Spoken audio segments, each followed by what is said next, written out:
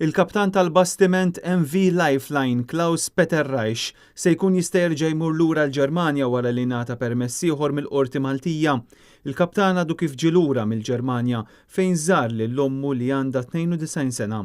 It-tnejn u reġa' der quddiem il-maġistrat ġew mifsud hekk kif qed jiffaċċja akkużi kriminali talli saq vapur mhux reġistrat fl-ibħra territorjali Maltin.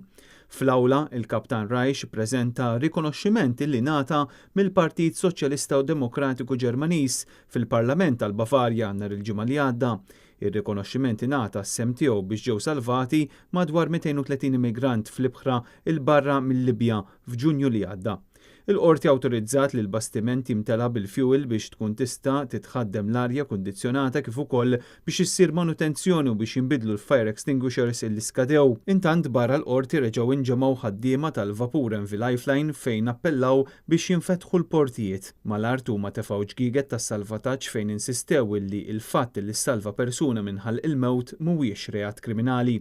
Il-kaptan Klaus Peter Reich qed jiffaċċja diversi akkużi fosthom milli uża l-vapur fl-ibħra territorjali Maltin meta mhux reġistrat ma' l-awtorità fir-reġistru għal bastimenti żgħar.